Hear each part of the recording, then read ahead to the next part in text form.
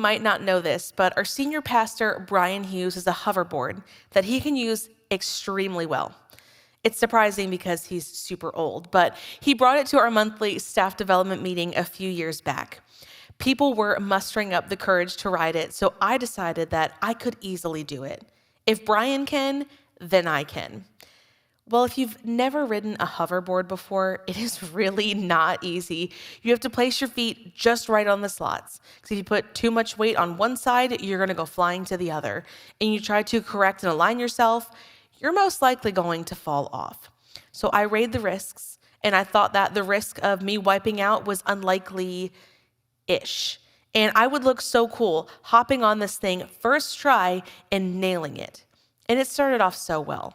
I hopped on, drove it up and down the room a few times. It was great. I got real confident and even got a few "good job, look at you go" comments when I decided that it was time for my big dismount. Now, in theory, you can't take one foot off at a time because, like I mentioned earlier, you're going to go spinning like crazy. So logically, I thought the best option would be to jump simultaneously with both feet at the same time so that I would have no uneven weight distribution and I would land perfectly. Needless to say, I ate it. I fell straight backwards hard on the tile in the Powhatan big room, which now has carpet that I envy since that would have padded my fall a little bit, but I'm not sure what hurt worse. My entire lower half and arms from breaking my fall, or my pride from doing that with over 30 onlookers. Now, after what felt like an eternity of staring, Elijah came and helped me up and made sure that I was okay. I was, but my ego was not. Now, as much as me and Elijah love to take jabs at each other and pick on one another, this was more of a help me now, roast me later type of fall. There was only so much that he could do in that moment to help the pain and the pride. Picking me back up and checking on me was it. Have you ever been in a situation like I just described, having no clue how to help or how to even start? In moments like I mentioned earlier, how can we care for people in tangible ways? Caring for people doesn't always mean literally picking them back up or handing them a Band-Aid when they're bleeding. There are countless ways that we can care and be cared for. Now, Jesus showed us this when he was traveling doing his teachings, how to care and how being cared for can look for us. So that's what we're going to dive into today by following some of the models that Jesus gives us. Let's see how we can learn to care on repeat.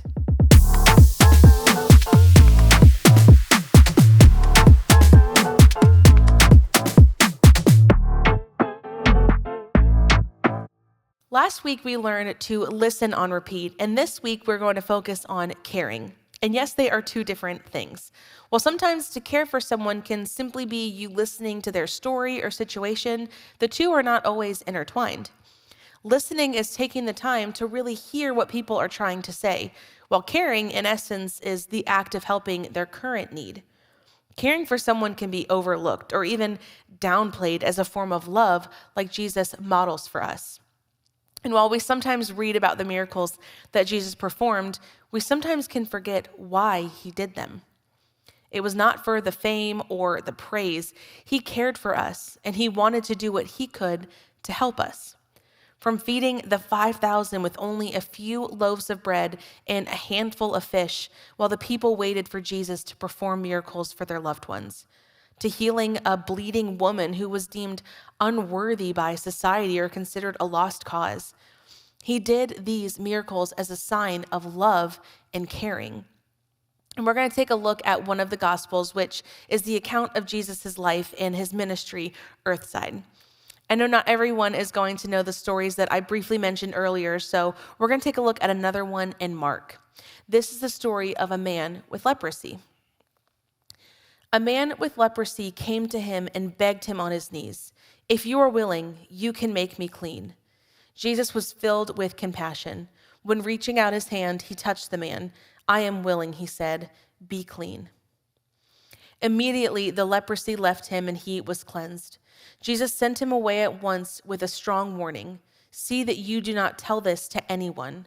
Instead, he went out and began to talk freely, spreading the news. As a result, Jesus could no longer enter a town openly, but stayed outside in lonely places. Yet the people still came to him from everywhere. Now, see, leprosy was a skin condition that caused raised and swollen patches of skin all over your body. It was painful. And not only were you carrying around a disease, you were deemed unclean spiritually and not able to participate in religious ceremonies or rituals. Now, if you think about how we do religious ceremonies like communion or praying, or even writing on the rocks like we did for 21 days of prayer, or simply just hugging your friend at students, all of those are forms of worship and connection. And because of his condition, he would have been exiled or shunned. He would not only miss out on the spiritual practices, but he would miss out on community and being cared for by others. So when Jesus saw this man, their interaction was pretty drastic when you take it slowly. He said to Jesus, "Make me clean." He didn't say, "Heal my skin" or "heal my condition." He just wanted to be pure and clean entirely so that he could participate in the religious ceremonies again. It also said that Jesus reached out and touched him before he healed him. Now that's a major deal. If this person couldn't, in theory, share the same pen that you write on the rock with, imagine what reaching out with your bare hand and touching him would make you. Jesus cared so much for this person that he healed him. He touched the man who had been outcast for who knows how long, and he cleansed this man so that he could be a part of community again. He healed his physical, his spiritual, and his societal condition. Now, this is not the only time that Jesus has cared for us as God has told us to do. In Psalms, it also says this: "He is the maker of heaven and earth, the sea and everything in them. He remains faithful forever. He upholds the cause of the oppressed and gives food to the hungry. The Lord sets prisoners free. The Lord gives sight to the blind. The Lord lifts up those who are bowed down, and the Lord loves the righteous. The Lord watches over the foreigner and sustains the fatherless and the widow, but he frustrates the ways of the wicked. The Lord reigns forever, your God, O Zion, for all generations. Praise the Lord." Now, I know that this is written kind of formally, but I wanted to highlight just a few pieces that really stick out. It says he gives food to the hungry. He sets the prisoners free. He gives sight to the blind. There's plenty of other ones going on here too, but the main point is the care that he gives us to help take away what's troubling us. From things like food to eat and eyes to see. And while these may seem like items that were given as care, there's also some non-physical acts of care too. Take prisoners, for example. While God's not letting off prisoners who rob banks and thieves just go freely, prisoners can also mean prisoners of sin, or maybe something holding you captive like grief or embarrassment or even resentment towards someone. Have you ever been so upset and your friend just comes over and instantly hugs you, and that relief that you get? The wave of emotions from when you feel their arms come around you, you sink into their shoulder, and the release of tears and anger and fear, whatever it is. That is the power of caring for someone when they need it most. Now, there are a ton of other stories from the Bible that I could put here and show you, but we only have so much time here today. The main thing I want you to realize is that God showed us how to care for others. Then Jesus did. And now it's our turn, because caring is worth repeating.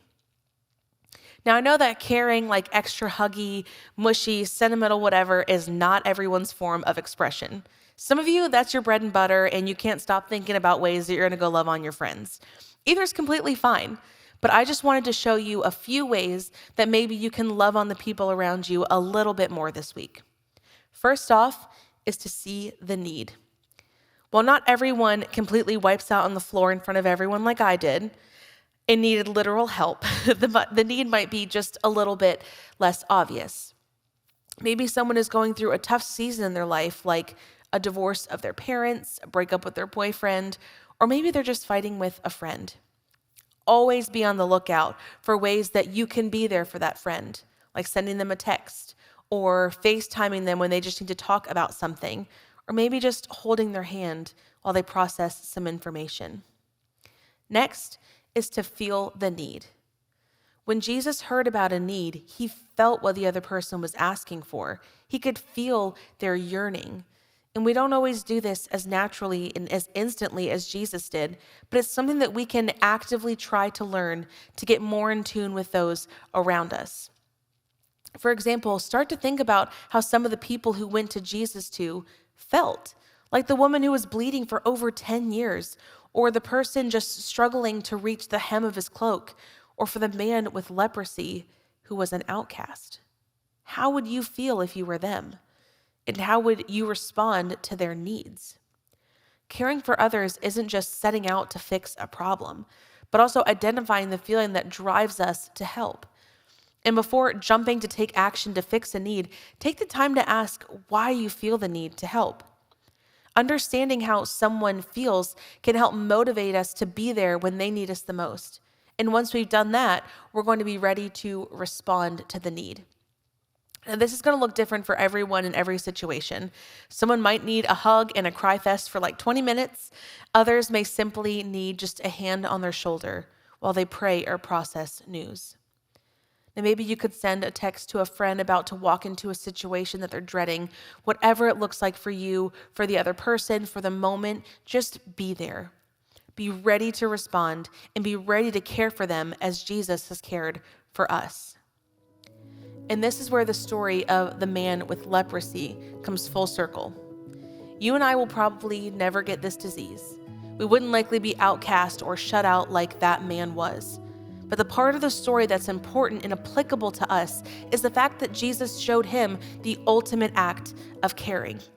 He left all society rules to the wind. He didn't care that he was going to be looked down on for reaching out and for touching and healing this man.